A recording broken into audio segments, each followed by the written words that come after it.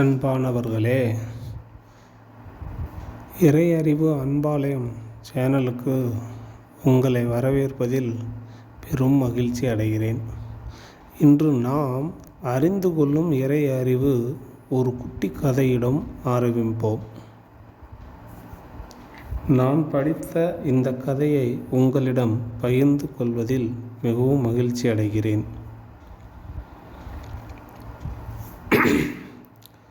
ஒரு பக்தன் கோவிலுக்கு சென்றான். செல்லும் வழியில்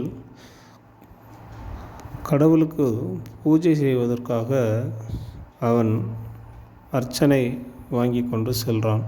செல்லும் வழியில் தேங்காய் பேச ஆரம்பித்ததாம்.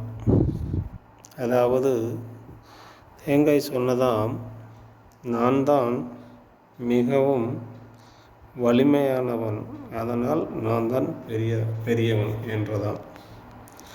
உடனே வாழைப்பழம் சொன்னதாம், நான் இளமையானவன், இனிப்பானவன், அதனால் நான் தான் உயர்ந்தவன் என்று சொல்லி கொண்டதாம்.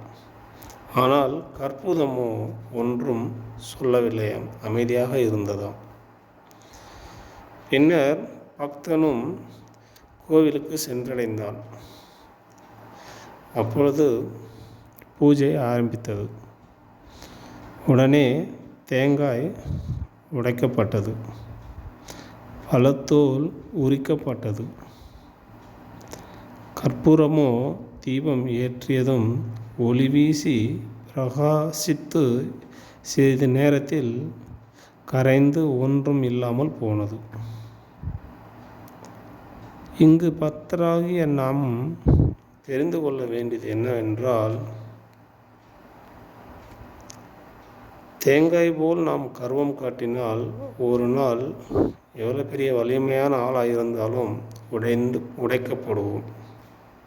அதேபோல் எவ்வளோ இனிப்பான இளமையான ஆளாக இருந்தாலும் வாழைப்பழம் போல் தற்பெருமை கொண்டால் ஒரு நாள் உரிக்கப்படுவோம்.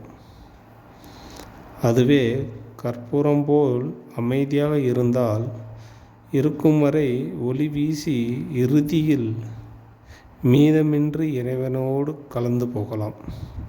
இதுதான் கடவுள் நம்மளுக்கு உணர்த்தும் ஒரு பாடம்.